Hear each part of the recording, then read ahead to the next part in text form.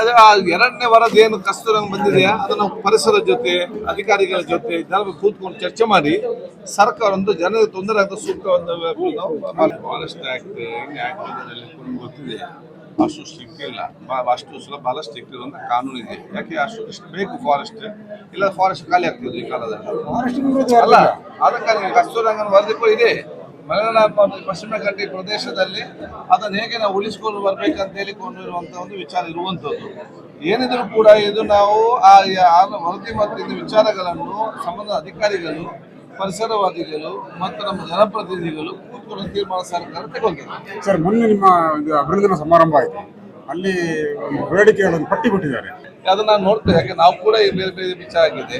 ಏನಲ್ಲಿ ಪ್ರಮುಖ ಕೆಲವೊಂದು ವಿಚಾರ ನಾವು ಅದನ್ನು ಅನುಷ್ಠಾನ ಇವತ್ತು ಮಾಡ್ತೇವೆ. ನೀವು ಉತ್ತಮ ಸಲಹೆ ಕೊಟ್ಟಿದ್ದೀರಿ. ಅಲ್ಲಿರುವ ಬೇಡಿಕೆ ಈ ಬೇಡಿಕೆಗೆ ಬಹುಶಃ ನಾವು ಯಾವ ರೀತಿ ಕೆಲವು ಉತ್ತಮವಾದ ವ್ಯಕ್ತಿ ಸ್ಥಾಪ ಮಾಡುವುದನ್ನು ಚಿಂತನೆ ಮಾಡ್ತೇವೆ. ಸರ್, ಈಗ ಪ್ರಾಥಮಿಕ ಆರೋಗ್ಯ ಕೇಂದ್ರಗಳು 24 ತಾಸು ಕೂಡ ಕಾರ್ಯನಿರ್ವಹಣೆ ಮಾಡಬೇಕು ಅನ್ನೋ ಬೇಡಿಕೆ ಇದೆ.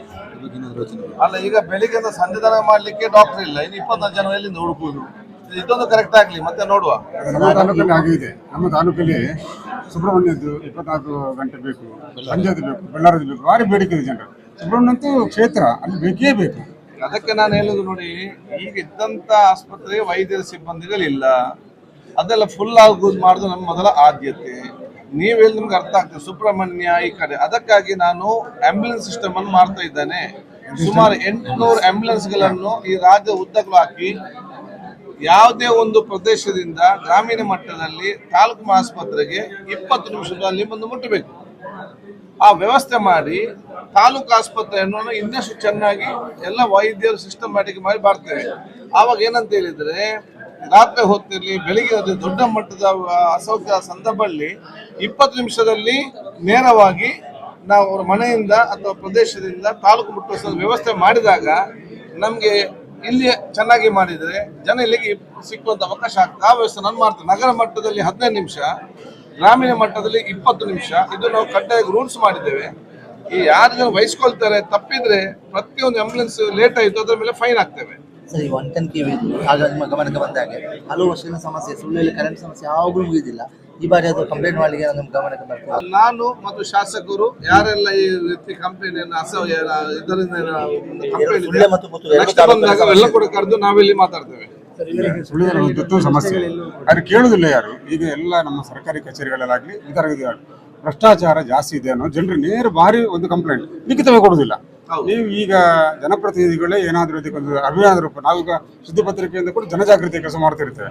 ಈ ಭ್ರಷ್ಟಾಚಾರದ ವಿರುದ್ಧ ನಿಲ್ಲಿಸಲಿಕ್ಕೆ ಏನಾದರೂ ಒಂದು ಕ್ರಮ ತಗೊಳ್ಬೇಕು. ಹೇಗೆ ಯಾರಾದ್ರೂ ಅಂತ ದೊಡ್ಡ ಬಂದಿದ್ದಲ್ಲಿ ಸಣ್ಣ ಸಣ್ಣ ವಿಚಾರ ಆಗಿರ್ಬೋದು, ಅದು ಜನರಿಗೆ ತೊಂದರೆ ಜೆನ್ಯೂನ್ ಇದ್ದನ್ನು ಎಲ್ಲ ಜನ ಅವರು ಇದನ್ನು ಅರ್ಥ ಮಾಡಿಕೊಳ್ಬೇಕು. ಇದಕ್ಕೆ ಸಂಬಂಧಪಟ್ಟ ಜನರಿಗೆ ಯಾವುದೇ ತೊಂದರೆ ಆಗುವಂತ ಕೆಲಸ ಯಾರು ಕೂಡ ಇವತ್ತು ಮಾಡಬಾರ್ದು, ಎಲ್ಲರೂ ಕೂಡ. ಅದಕ್ಕಾಗಿ ಬಹುಶಃ ಇವತ್ತು ಏನಾದರೂ ಆ ರೀತಿಯ ಅಧಿಕಾರಿಗಳ ಮೇಲೆ ನಮ್ಗೆ ಕಂಪ್ಲೇಂಟ್ ಬಂದ್ರೆ ನಾವು ಇಲ್ಲಿ MLA ಅವ್ರ ಮೇಲೆ ನಾವು ಆಕ್ಷನ್ ತಗೊಂಡು ಈ ಊರಲ್ಲಿ ಬೇಡ, ಊರು ಸರಿದವ್ರು ಬರಲಿ, ಬೇರೆಯವರಿಗೆ ನಾವು ಕಳಿಸ್ತೇವೆ.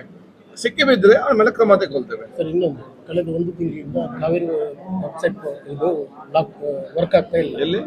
ಸುಳ್ಯದಲ್ಲಿ ಕಾವೇರಿ ಇದು ತಂತ್ರಾಂಶ ಅದು ತುಂಬಾ ಪ್ರಾಬ್ಲಮ್ ಇದೆ ಅಂತ ಎಲ್ಲ ಕಂಪ್ಲೇಂಟ್ ಇದೆ ಸರ್. ಅದ್ರ ಬಗ್ಗೆ ಅದು ನೀವು ಹೇಳಿದ್ದೀರಿ, ನಾನೀಗ ಜಿಲ್ಲಾಧಿಕಾರಿ ಮಾತ್ರ ಆದಷ್ಟು ಸರಿಪಡಿಸ್ತೇನೆ. ಕಾವೇರಿ ಇದೆ ಅಲ್ಲ? ಹೌದು ಸರ್, ಇವಾಗ ಈ ಸುಳ್ಯದಲ್ಲಿ ತಾಲೂಕಿನಲ್ಲಿರುವಂಥ ಎಲ್ಲ ರಸ್ತೆಗಳು, ಸುಳ್ಯ ತಾಲೂಕಿನಲ್ಲಿರುವಂಥ ಎಲ್ಲ ಗ್ರಾಮೀಣ ಭಾಗದ ರಸ್ತೆಗಳಿರ್ಬೋದು, ನಗರ ಪ್ರದೇಶದ ರಸ್ತೆಗಳಲ್ಲಿ ಯಾವತ್ತೂ ಕೂಡ ಮಳೆ ಬಂದಾಗ ಫುಲ್ ರಸ್ತೆಯಲ್ಲಿ ನೀರು ಹರಿದು ಯಾರಿಗೂ ಕೂಡ ಓಡಾಡ್ಲಿಕ್ಕೆ ಆಗೋದಿಲ್ಲ.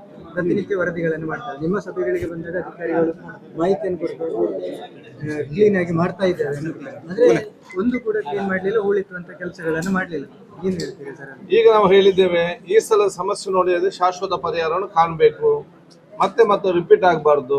ಮೊನ್ನೆ ಇವತ್ತು ಕಡೆ ಮಳೆ ನಿಂತು ಕೆಲವು ಪ್ರಾಬ್ಲಮ್ ಆಗಿದೆ, ಅದನ್ನು ದುರಸ್ತಿ ಪಡ್ಲಿಕ್ಕೆ ಹೇಳಿದ್ದೇವೆ. ಇನ್ನು ಮುಂದಿನ ಅಂತ ವಿಪರೀತವಾದ ಮಳೆ ಬಂದ್ರೆ ಅಲ್ಲಿ ಏನಾದ್ರು ಆ ರೀತಿ ಆದ್ರೆ ಆಗ ಅಧಿಕಾರಿ ಮೇಲೆ ನಾವು ಕ್ರಮ ತಗೊಳ್ತೇವೆ. ಅತ್ತೆ, ಇದು ನನ್ನ ಬರ್ಡೇ ಗಿಫ್ಟ್. ಇದೆಲ್ಲ ಜೀವನದಲ್ಲಿ ನನಗೋಸ್ಕರ ತಗೊಂಡ್ಬಂದಿದ್ದಾರೆ. ನಿನ್ ಮೇಲೆ ತುಂಬಾ ಚೆನ್ನಾಗಿ ಕಾಣುತ್ತೆ. ಇದು ತುಂಬಾ ಚೆನ್ನಾಗಿದೆ ಅಲ್ವಾ? ತುಂಬಾ ಚೆನ್ನಾಗಿದೆ.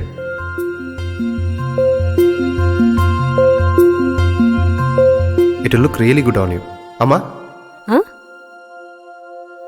Mother is always son's first love.